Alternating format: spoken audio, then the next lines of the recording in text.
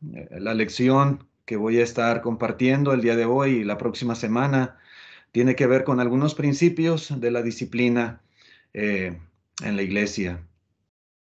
Este tema, hermanos, lo que voy a estar presentando es un tema pues, que yo he aprendido, ¿verdad? De la palabra de Dios. Lo que yo les voy a compartir es lo que yo he llegado a entender de la Escritura al respecto, como en el caso de los de Berea, ¿verdad? Pues todos tenemos la responsabilidad de escuchar con atención y comprobar con las Escrituras si lo que yo estoy diciendo es verdad o no. Entonces, yo voy a compartir, hermanos, lo que yo he aprendido y espero que sea de ayuda también para ustedes. Y deseo de todo corazón, hermanos, que sea fácil de entender. Si hay alguna pregunta, pues con toda confianza me la pueden hacer.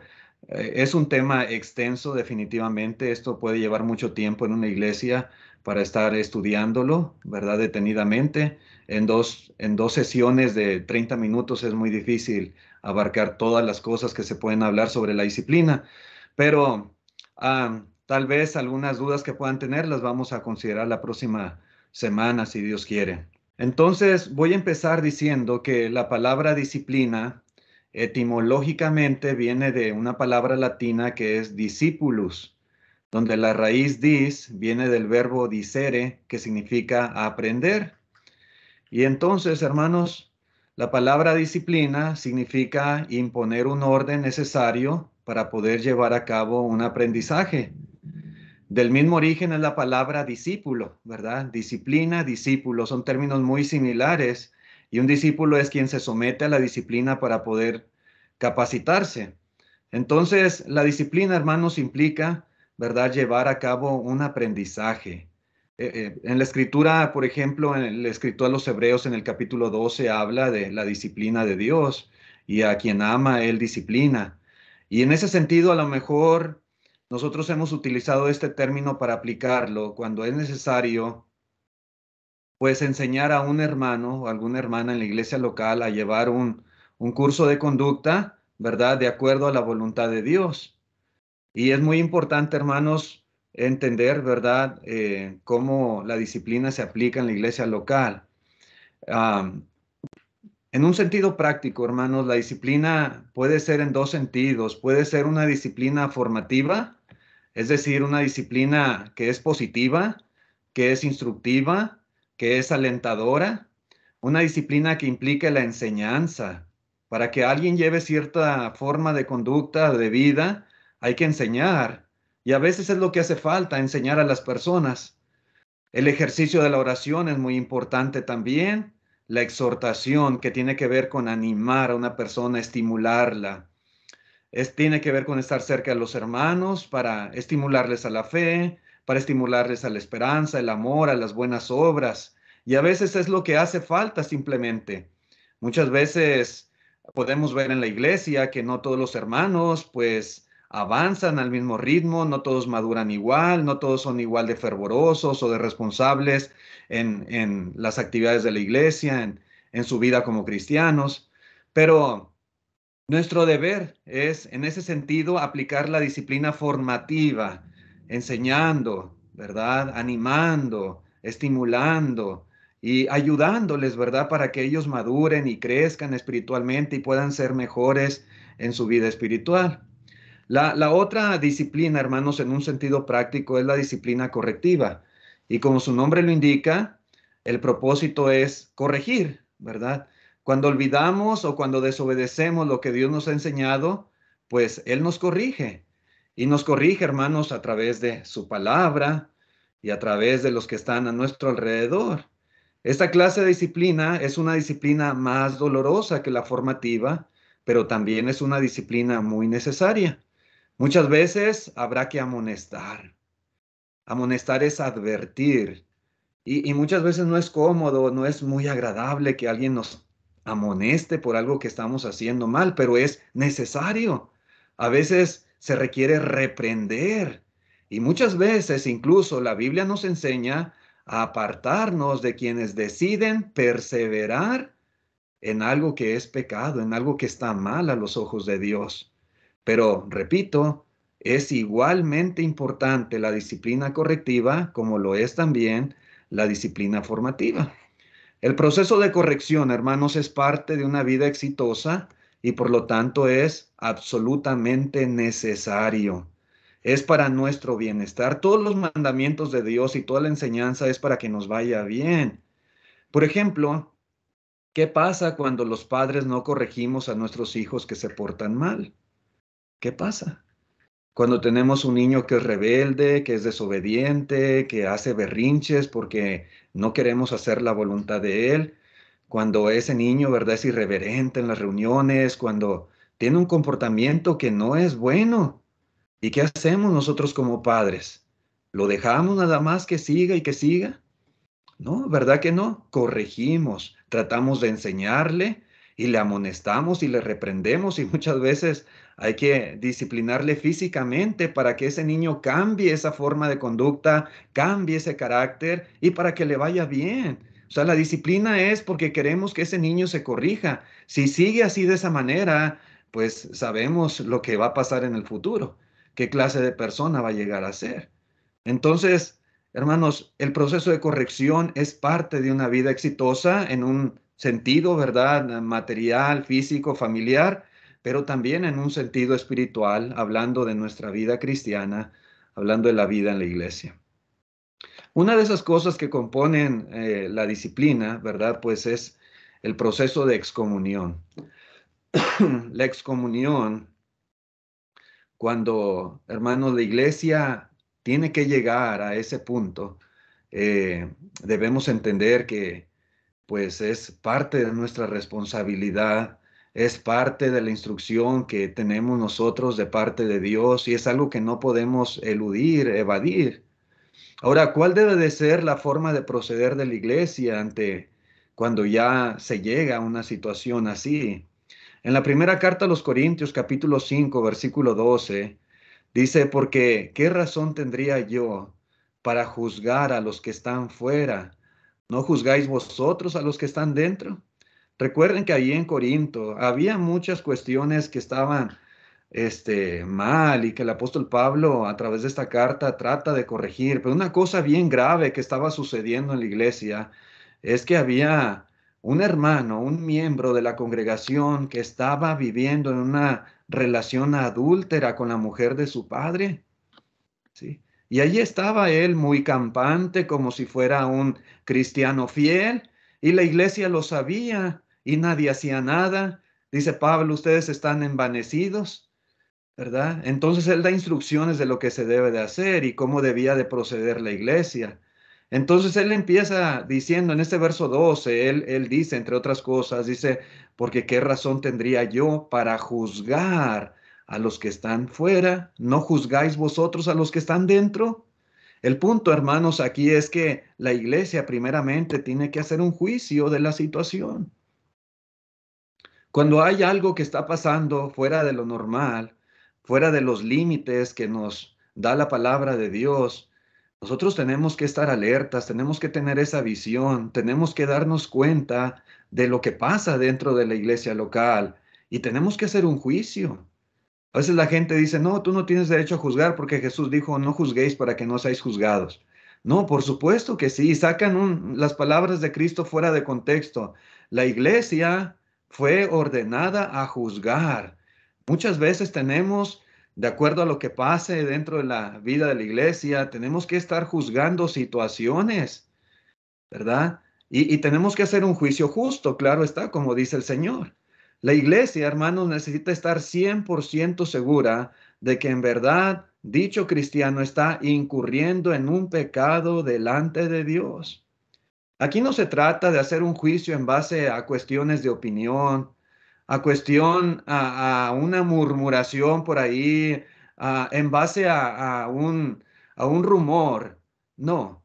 Si alguien va a ser disciplinado en la iglesia al grado de tener que ser excomulgado, la iglesia necesita estar 100% segura de que en realidad lo que está haciendo tal hermano o tal hermana es pecado delante de Dios. El pecado es infracción de la ley, como dice el apóstol Juan.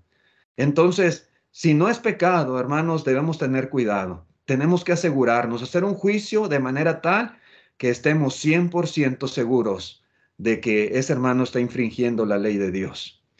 En el versículo 2 de esta carta, primera a los Corintios 5, dice, y vosotros estáis envanecidos, ¿no debierais más bien haberos lamentado para que fuese quitado de en medio de vosotros el que cometió tal acción?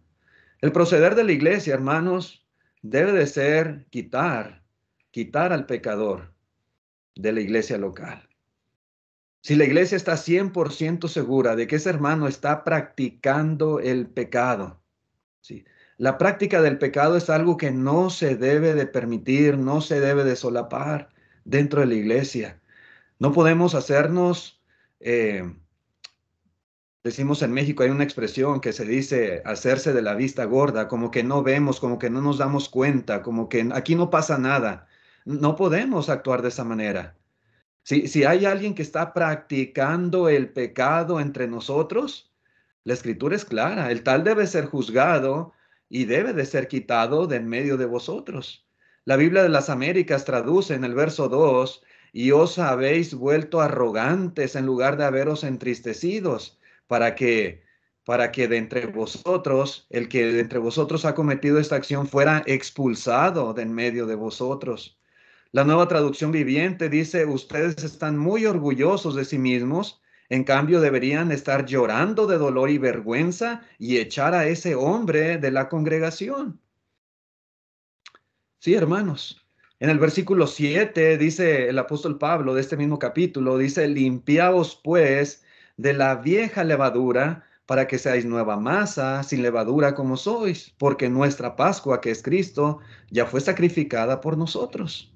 Y aquí, continuando, ¿verdad? Con la misma línea de pensamiento, el apóstol Pablo utiliza esta figura y hace referencia, ¿verdad? A la Pascua que Dios ordenó al pueblo de Israel. Entonces, cuando celebraron la Pascua y sacrificaron aquel cordero y lo comieron de acuerdo a la instrucción de Dios, entonces después, durante 7 días, ellos comían pan sin levadura.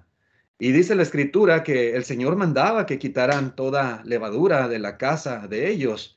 En Éxodo 12, versículo 15, dice, 7 días comeréis panes sin levadura, y así el primer día haréis, que no haya levadura en vuestra casa.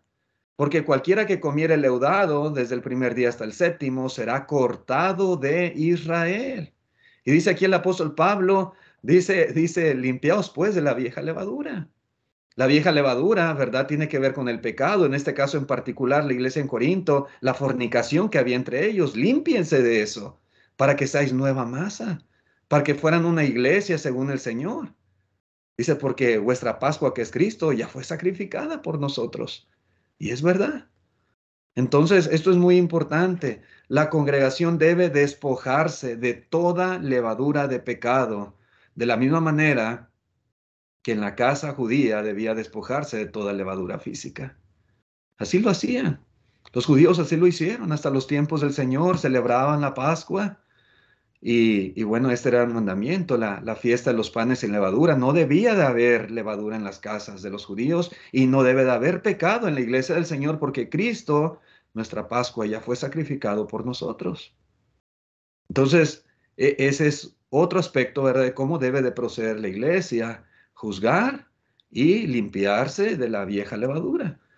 En el versículo 4 y 5 de este capítulo 5, la primera carta a los Corintios, dice, en el nombre de nuestro Señor Jesucristo, reunidos vosotros y mi espíritu con el poder de nuestro Señor Jesucristo, el tal sea entregado a Satanás, que es sinónimo de lo que estamos diciendo, para destrucción de la carne, a fin de que el espíritu sea salvo en el día del Señor.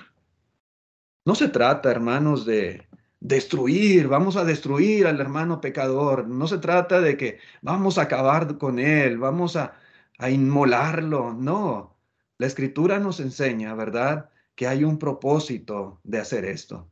Hay un propósito cuando ese hermano tiene que ser quitado de la iglesia, cuando ese hermano tiene que ser excomulgado de la congregación. Tiene que ser, dice este verso, que es una expresión muy fuerte, hermanos, el tal sea entregado a Satanás. ¿Con qué propósito? Para destrucción de la carne, a fin de que el espíritu sea salvo en el día del Señor. Hermanos, hermanas, si un día vamos a llegar al cielo con Dios, solamente hay una razón por la cual vamos a llegar allá. Nadie va a llegar al cielo porque es una persona perfecta, porque nunca pecó, porque nunca hizo nada malo. Nadie va a llegar al cielo por las obras de su propia justicia. No. Si un día vamos a llegar al cielo es porque Dios nos perdonó, porque el Señor con su sangre preciosa lavó nuestros pecados, porque nuestras vestiduras fueron emblanquecidas con la sangre del Cordero. Y solamente personas así, con vestiduras blancas, estarán un día en el cielo delante del trono alabando a Dios. Y ahí queremos estar nosotros. ¿Y qué se necesita para que nuestras vestiduras sean blancas y emblanquecidas con la sangre del Cordero? ¿Qué se necesita para que nuestros pecados sean perdonados? Bueno, de eso se trata. Y ese es el propósito muchas veces de ayudar en la iglesia cuando pasan situaciones así, agotar todos los recursos que Dios nos da a través de su palabra para lograr que hermanos, hermanas cambien algún, algún tipo de comportamiento, de conducta que está mal delante de Dios. ¿Sí? Y aún muchas veces este aspecto es necesario para lograr esa finalidad y que Él pueda ser perdonado, para que Él pueda tener un cambio en su corazón y se arrepienta y deje su pecado y que su espíritu sea salvo en el día del Señor. Ese es el propósito de la iglesia y de cada uno de nosotros también. Cuando dicho hermano ha rechazado las reprensiones de la iglesia y cuando ese hermano insiste en continuar con su pecado, simplemente se le entrega al reino en el cual él mismo desea estar. ¿Sí? Él quiere estar ahí, él quiere perseverar en su pecado, en su conducta incorrecta a los ojos de Dios. Él no quiere vivir una vida como debe de vivirse dentro del reino de Cristo. Entonces se le entrega al reino en el cual él desea estar. En la primera Timoteo capítulo 1, verso 19, dice el apóstol Pablo, manteniendo la fe y la buena conciencia, desechando la cual naufragaron en cuanto a la fe algunos, de los cuales son Himeneo y Alejandro, a quienes entregué a Satanás, para que aprendan a no blasfemar. Entonces, decimos que la disciplina es un aprendizaje, ¿verdad? Es una enseñanza. Y precisamente aún el aspecto de la excomunión implica eso también. Y dice Pablo, ellos apostataron de la fe, ¿verdad? Apostataron de la fe y fueron entregados a Satanás para que aprendan a no blasfemar, para que no sigan enseñando sus doctrinas de demonios. En tercer lugar, hermanos, lo que dice la Escritura es, ya no debemos juntarnos con él. Ni siquiera, dice el apóstol Pablo, comer con él. Ni siquiera eso. Otra vez, capítulo 5, versículo 11, dice, más bien os escribí que no os juntéis con ninguno que llamándose hermano fuere fornicario, o avaro, o idólatra, o maldiciente, o borracho, o ladrón. Con el tal ni aun comáis. Da esta breve lista de pecados, pero hermanos, el pecado tiene muchas expresiones. Ujú. Aquí no menciona las herejías y ahorita Pablo mencionaba que a estos dos hombres los entregó a Satanás para que aprendieran a no blasfemar. Pero en mi punto es, hermanos, que, que cuando nosotros infringimos la ley de Dios y perseveramos practicando constantemente un pecado, no podemos estar en la iglesia, tenemos que ser quitados de la iglesia y en tercer lugar, dice el apóstol Pablo, ya no se deben de juntar con él. La iglesia, los hermanos, los que componen la iglesia local, no deben de juntarse con él. Ni siquiera, dice, comer con él. ¿Sí? Los miembros de la iglesia debemos de cortar el contacto social con los excomulgados, tal como lo hicieron los judíos con los gentiles. Dijo el Señor ahí en Mateo 18, si no oye a la iglesia, dice, tenle por gentil y publicano.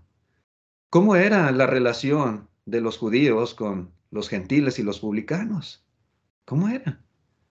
Pues no querían juntarse con ellos, no comían juntos, ¿verdad? Al contrario, les rechazaban. Bueno, dice así de esa manera. Cuando alguien no oye a la iglesia y persiste en su pecado, así trátenle, como se trata a un gentil y un publicano. No está diciendo el Señor que esa forma, ¿verdad?, que tenían los judíos, ¿verdad?, fuera la correcta. Lo que está diciendo es que esa manera es lo que amerita a quien persiste en el pecado siendo un cristiano.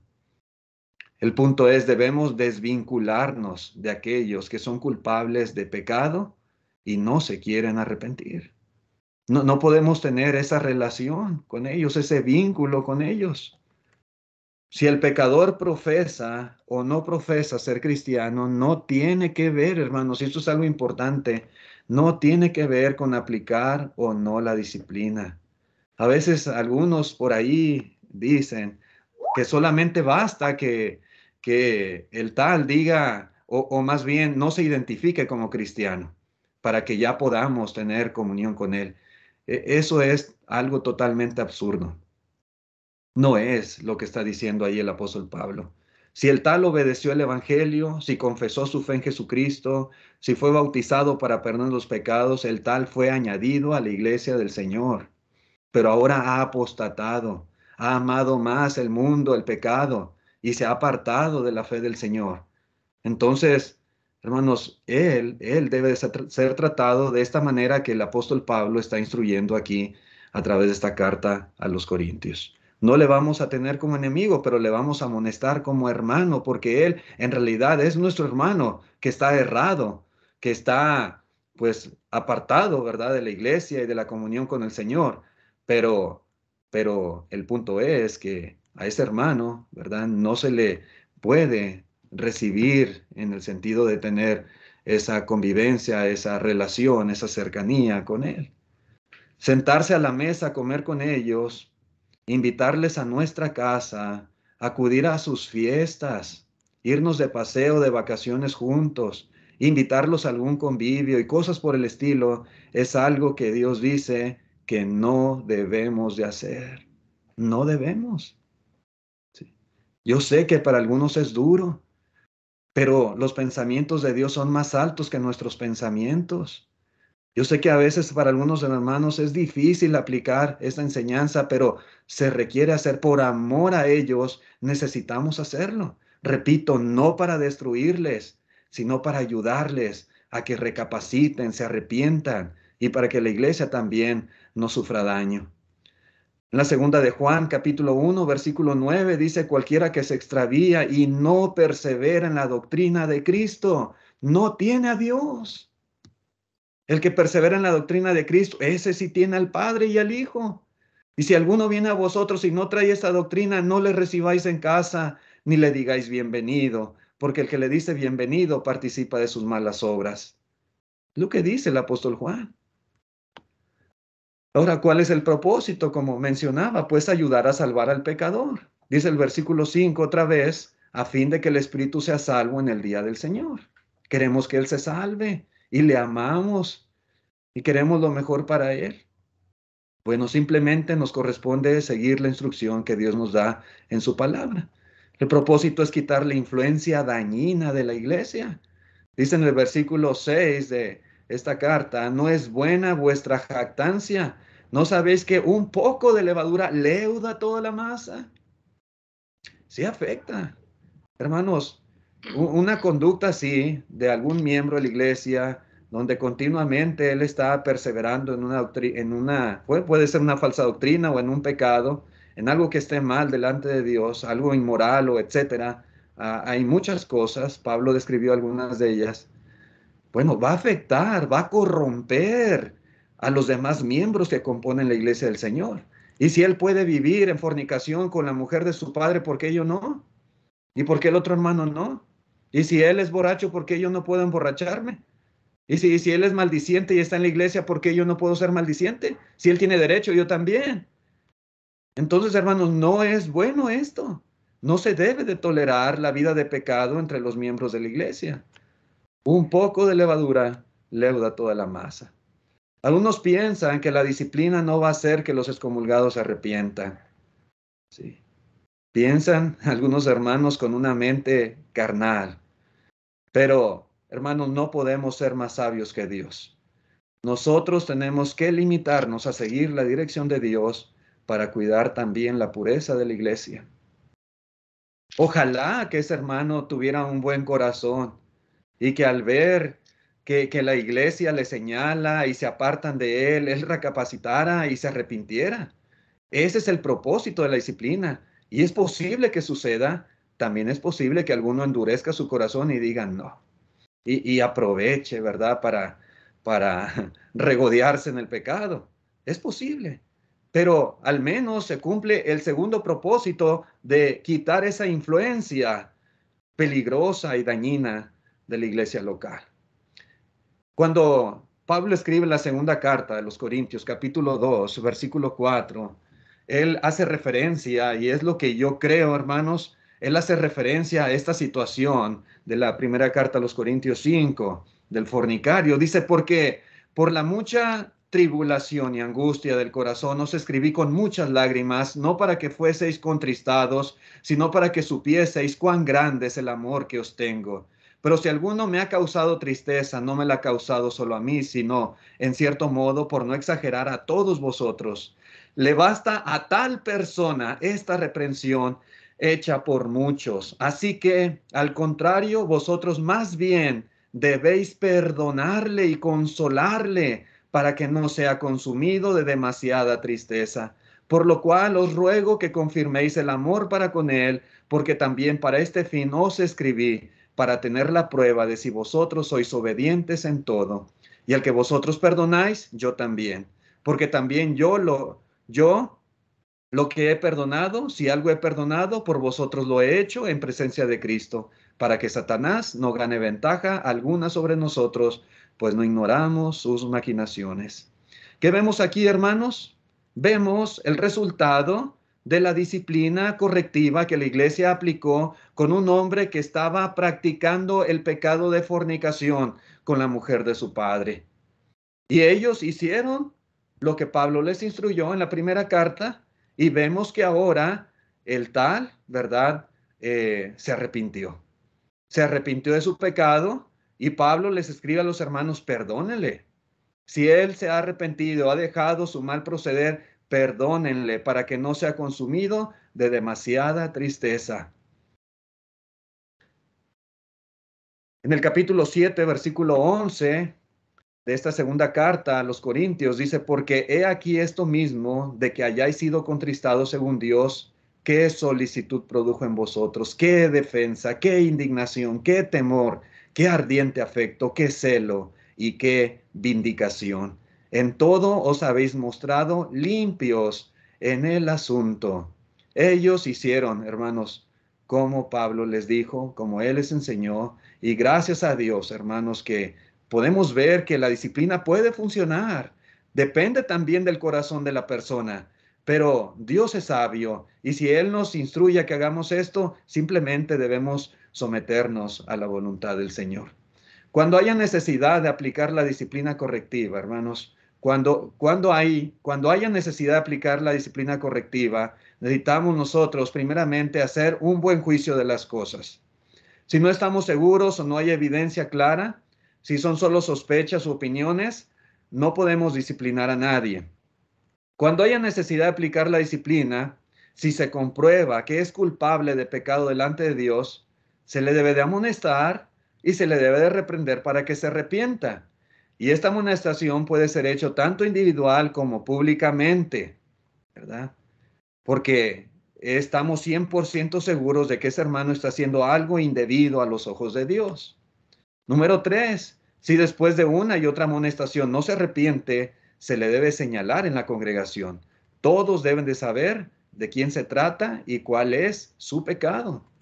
Una vez señalado e identificado por todos en la iglesia, el tal debe de ser excomulgado y ya no debemos juntarnos más con él, ya no debemos tener ningún tipo de convivencia social, ni siquiera debemos de comer con él.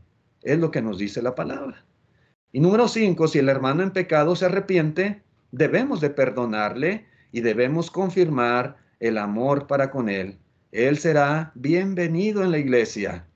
Y nos da gusto, hermanos, cuando un pecador se arrepiente y dice el Señor que en el cielo hay gozo.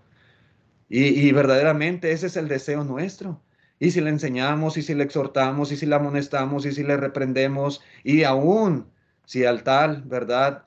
Eh, Se le entrega a Satanás y nos separamos de él y ya no nos juntamos con él.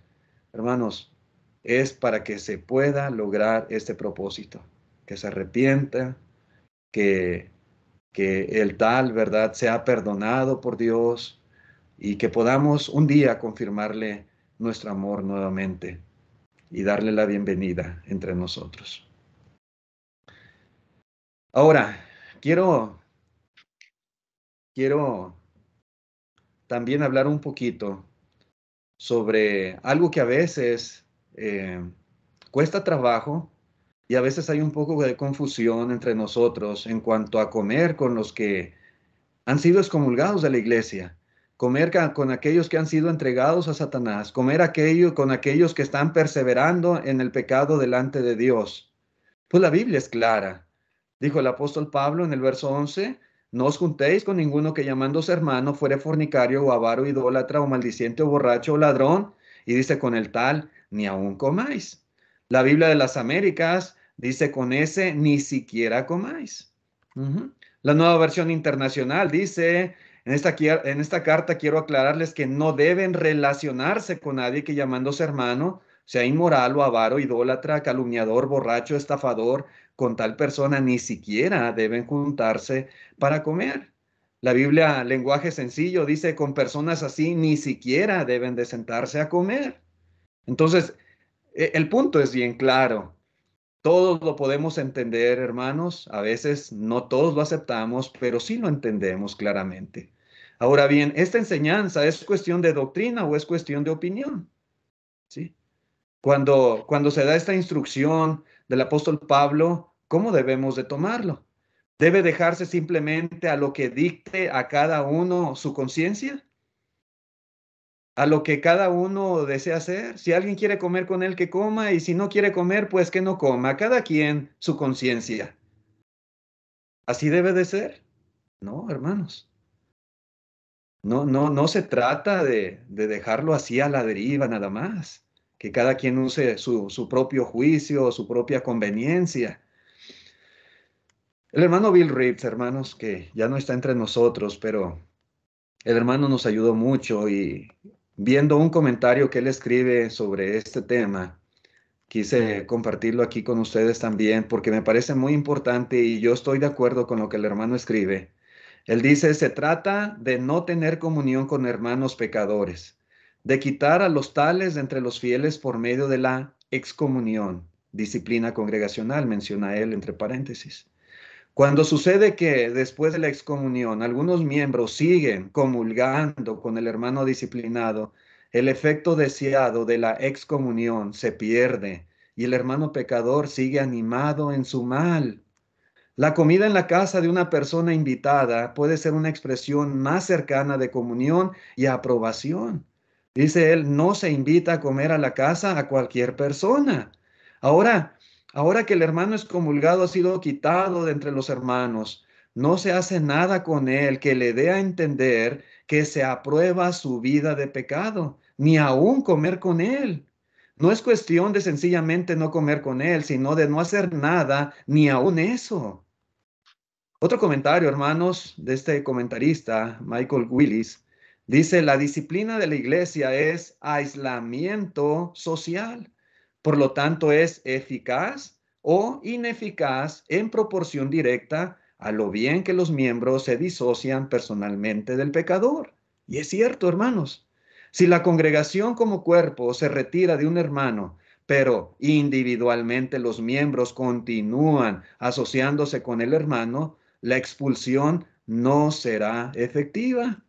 La prohibición contra la mezcla social incluye también el no comer con el hermano rebelde.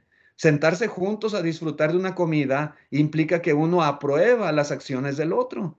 Al rechazar este tipo de asociación con el hermano, se desaprueba su conducta y se le reprende. Nuevamente, dice él, debo agregar que no se pretende hostilidad en tal retiro de la confraternidad.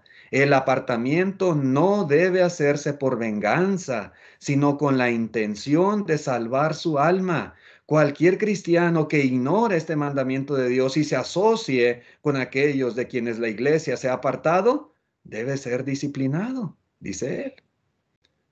Esto es muy importante, hermanos. Cuando un hermano es excomulgado, todos debemos decir amén. Si está 100% comprobado después del juicio que se hizo que ese hermano está practicando el pecado, si ya se hizo el trabajo de tratar de restaurarle y él no se arrepiente, hermanos, él simplemente quiere permanecer haciendo lo malo. No hay otra opción más que apartarse de él. Ahora, ¿en qué circunstancias escriturales está uno excluido de este mandamiento? Hay algunas, hay algunas razones por las cuales uno pueda estar justificado en cuanto a no cumplir con esto de no juntarse con él y de no comer con él. Esto es lo que yo he aprendido, hermanos, de la palabra de Dios. Esto es lo que yo he aprendido. Denme unos minutos. Esto es lo que yo he aprendido en cuanto a la escritura y quiero mencionar un poquito esto. En la primera de los Corintios capítulo 5, todo este capítulo podemos ver en diferentes versos expresiones que usa el apóstol Pablo. Con el verso 1 dice, hay entre vosotros. Y luego dice el 2, quitado de en medio de vosotros. Verso 3, reunidos vosotros. Verso 6, ¿no sabéis que un poco de levadura leuda toda la masa? Verso 12, a los que están dentro, menciona el apóstol Pablo. Verso 13, quitad pues ese perverso de entre vosotros. ¿De dónde, hermanos, de dónde se debe quitar el perverso? La Biblia es clara, de entre vosotros. Siempre, hermanos, que ustedes lean en la Escritura, en el Nuevo Testamento, cuando habla entre vosotros, de entre vosotros, expresiones similares, está haciendo referencia a la iglesia local. En este caso en particular, la iglesia en Corinto. ¿Sí? El apóstol Pablo está entregando este mandamiento para iglesias locales y no para familias individuales. Y quiero hacer aquí, hermanos, un pequeño énfasis en este aspecto, ¿verdad? Estamos hablando de que la Biblia enseña no comer como con los excomulgados, no juntarnos con ellos, pero el mandamiento va dirigido a iglesias locales, ¿sí? Entre vosotros. La iglesia y la familia son dos instituciones divinas, pero son diferentes. Cada una tiene sus propios principios de comunión y de disciplina. En la familia, ¿verdad? Y mencionaba al principio el ejemplo de los hijos, que muchas veces nosotros como padres somos ordenados por el Señor a corregir y a instruir y a disciplinar aún físicamente a nuestros hijos. Pero en la iglesia, hermanos, se nos dan instrucciones también en cuanto a la disciplina que en la iglesia debe de ser aplicada. Pablo, hermanos, el apóstol Pablo en ningún momento él está diciendo que la disciplina de la iglesia debe de extenderse también en el seno del hogar. Yo quiero enfatizar este punto, hermanos, y esa es mi convicción de las cosas. Pablo no está diciendo o instruyendo que la disciplina de la iglesia debe de extenderse en el seno del hogar. ¿Sí?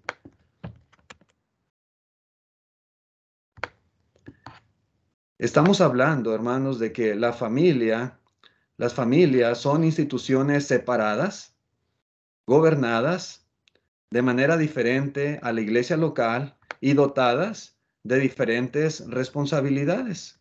¿Sí? Los padres, por ejemplo, se nos enseña en la escritura, deben amar, cuidar y proveer para sus hijos. Si alguno no provee para los suyos, ha negado la fe, es peor que un incrédulo. Las madres, ¿verdad? Pablo le dice a Tito que las ancianas enseñan a las más jóvenes a cuidar, amar a sus maridos y a sus hijos, a ser cuidadosas de su casa, etcétera. Hay instrucciones de nuestras responsabilidades que tenemos en el seno de la familia, instrucciones que son ineludibles. Los hijos deben de respetar y deben de obedecer a sus padres. Colosenses 3:20 es un ejemplo de ello.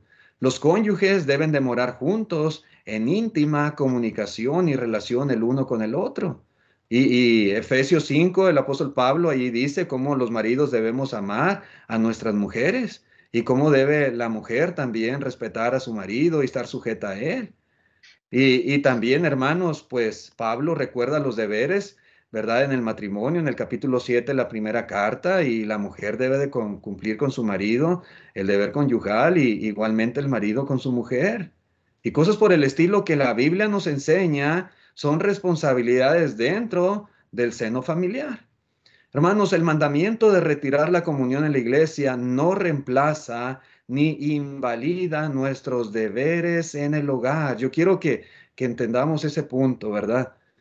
La excomunión, el apartamiento, ¿verdad? De un hermano en la iglesia local, si casualmente es alguien de nuestra familia, ¿verdad? Ese mandamiento que se está aplicando como iglesia local no invalida nuestros deberes, nuestras responsabilidades, los mandamientos que Dios nos está dando dentro del hogar. ¿Dónde se traza, hermanos, la línea en el hogar? ¿Dónde se traza? A veces hay muchas cuestiones, ¿verdad?, en nuestra mente, y podemos pensar y podemos aún ah, inventar cosas que pudieran suceder, pero ¿dónde podemos trazar la línea en relación del hogar y la iglesia? ¿Hasta dónde sí, hasta dónde no? Por ejemplo, ¿pueden los padres llevar al hijo que está excomulgado a las vacaciones de la familia? Puede ser que el muchachito ya no quiso ir a la iglesia, ya no quiere nada con Dios, él prefiere el mundo, ¿verdad? Y él se aparta. Entonces la iglesia pues hace su proceso con él y lo anima y lo exhorta y lo reprende y él no quiere nada y tienen que excomulgarlo. Pero ¿pueden los padres llevar al hijo excomulgado a las vacaciones de la familia? ¿Pueden los padres asistir a sus eventos escolares? ¿O puede la mujer cohabitar con su esposo que está disciplinado?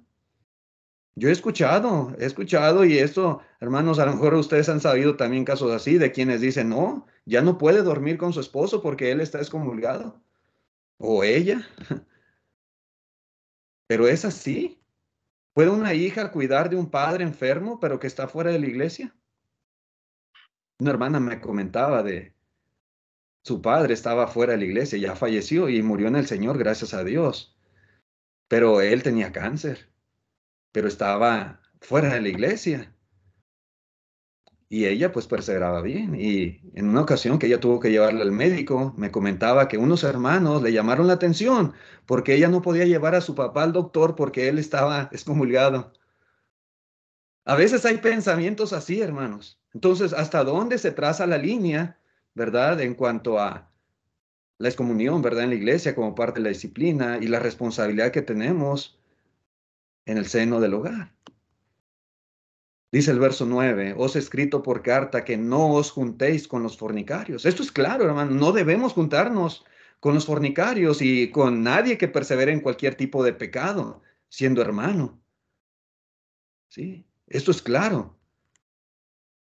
Si usted va a un interlineal griego, ¿verdad? La palabra sunana mignumi es la expresión que se utiliza aquí, juntéis con él. Y esto quiere decir mezclarse juntos, asociarse con. Esto es algo que no debemos de hacer con hermanos que andan mal. Ahora, en cuanto a este tema, hermanos, podemos decir solamente hay dos opciones. Si por un lado dice no se mezclen con ellos, no se junten con ellos, ni siquiera coman con ellos, y es cierto, lo manda la Escritura. Y por otro lado, ¿verdad? También tenemos los mandamientos que como padres, como hijos, como esposos, tenemos, ¿verdad? De parte de Dios. Solamente hay dos opciones. O hay una contradicción en la Escritura, cosa, hermanos, que si sabemos un poquito de hermenéutica, nos damos cuenta que la palabra de Dios, uno de los principios para interpretarla es que la palabra de Dios no se contradice. No se contradice. Entonces, este punto tenemos que descartarlo completamente. No hay contradicción en la Escritura. El punto 2 es el mandamiento de no tener comunión con el disciplinado no está dirigido a los que conforman el seno de ese hogar. Y creo que por ahí va la cosa, mis hermanos. ¿Sí? No va dirigido al seno del hogar. Ahora, este punto es importante. Hay límites también respecto a la comunión con familiares excomulgados. El simple hecho, hermanos, de que alguien sea un familiar mío No puedo yo decir, oh, no, sí puedo comer con él, sí puedo convivir con él porque es mi familiar y ahí no aplica la disciplina de la iglesia. Ok. Hay que tener cuidado también de no irnos ni a un extremo ni al otro. Es cierto, ¿verdad? Los mandamientos que Dios da para el seno familiar, no podemos nosotros dejar de cumplirlos por una situación de disciplina en la iglesia. Pero también debemos entender que hay situaciones donde debemos tener un buen juicio, ¿verdad? En cuanto a los propósitos también de la disciplina. Uno está autorizado a comer, a socializar o a tener algún tipo de comunión con los familiares excomulgados, solamente, hermanos, y eso es lo que yo puedo ver en la escritura, solamente cuando tenemos algún tipo de responsabilidad bíblica hacia ellos o de ellos hacia nosotros. Solamente. ¿Sí? Hay responsabilidades, sí, que Dios nos da, mandamientos específicos directos. Y esos no los podemos omitir. Cuando se da una situación así, pues podemos nosotros en este tipo, ¿verdad? De casos, tener ese tipo de comunión. Cuando los padres, por ejemplo, cuando los padres cuyos hijos ya fueron criados, ya no viven en casa, incluso ya están casados y tienen su propia familia y conviven o socializan con ellos estando excomulgados, entonces esos padres, desde mi punto de vista, están violando el mandamiento de Dios de 1 Corintios capítulo 5, versículo 11. ¿Sí? Porque ya no tienen esa responsabilidad, ya no viven bajo el seno del hogar. Si vive en casa el muchachito, la muchachita, ¿verdad? Si todavía el padre tiene esa responsabilidad con su hijo, con su hija, pues aquí vive en casa, ¿verdad? Lógicamente son una familia que están en el seno del hogar, del mismo hogar.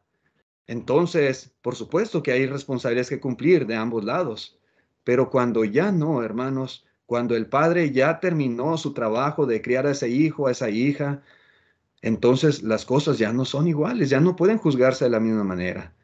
En estos casos en particular, hermanos, las fiestas, y estoy hablando de este tipo de cuestiones, las fiestas, los convivios, los viajes juntos de vacaciones, las invitaciones a reuniones familiares y cosas por el estilo, no entran en la categoría de responsabilidades bíblicas. Ese tipo de cosas no son mandamientos de Dios que se deban de cumplir. Sí, yo entiendo, ¿verdad? Cuando un hijo que ya está casado, que ya tiene su propia familia, ¿verdad? Tiene responsabilidad con sus padres, por supuesto que sí. Y él tiene responsabilidad de ver por sus padres y de honrar a sus padres. Y probablemente él querrá ir a ver a sus padres y tal vez sus padres están enfermos y necesitan su ayuda. Él tiene responsabilidad y debe de cumplirla. Y los padres no pueden, por supuesto que no, decir, no, no puedes venir a mi casa, hijo, porque tú andas fuera de la iglesia. El hijo tiene responsabilidad con él o con ella. Claro que sí, pero cuestiones de este tipo, hermanos, fiestecitas, convivios, cumpleaños, vacaciones juntos, reuniones familiares, esas no son ya responsabilidades. No lo son. Ahora, por ejemplo, ¿qué responsabilidad bíblica pudiéramos tener con algún hermano en la carne que ya es adulto y está excomulgado? Sí, un hermano en la carne. Cuando vivimos en la misma casa, pues nos criamos juntos. Yo tengo dos hermanos, fuimos tres de familia, pero pues fuimos abandonando el hogar. Ahorita mis papás ya están solos en casa.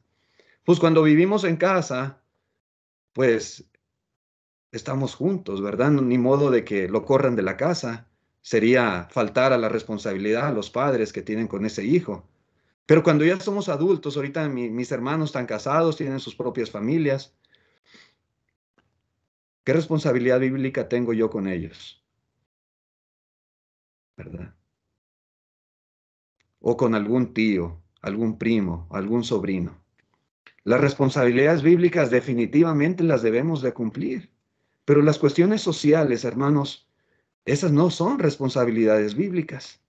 Además de amonestarle para que se arrepienta, lo único que yo pudiera hacer es brindarle mi ayuda o mi apoyo en alguna situación especial de necesidad. Oh, mi tío está enfermo, ¿verdad? Pero él es un cristiano que anda fuera de la iglesia y que pues está en disciplina.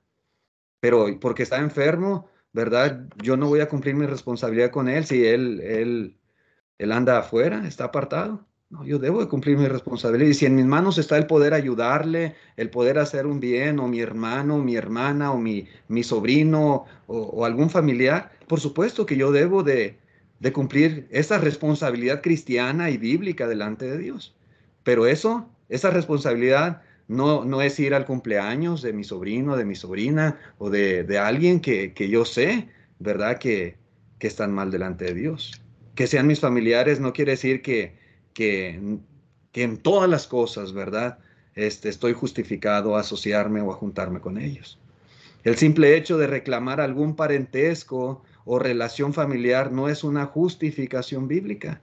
Nuestro interés más importante con todo hermano que ande desordenadamente, aun cuando haya un lazo de sangre, no debe de ser mostrarles afecto y aceptación, sino más bien hacer que se avergüencen, ¿verdad? Y que de esta manera recapaciten, de esta manera se arrepientan y pidan perdón al Señor y vuelvan a la iglesia y perseveren fielmente, ¿verdad? Bueno, entonces, hermanos, el tiempo ya se acabó. Le voy a dejar aquí al estudio y si Dios lo permite, la próxima semana continuaremos hablando un poco más sobre este tema. Muchas gracias, hermanos, por su atención.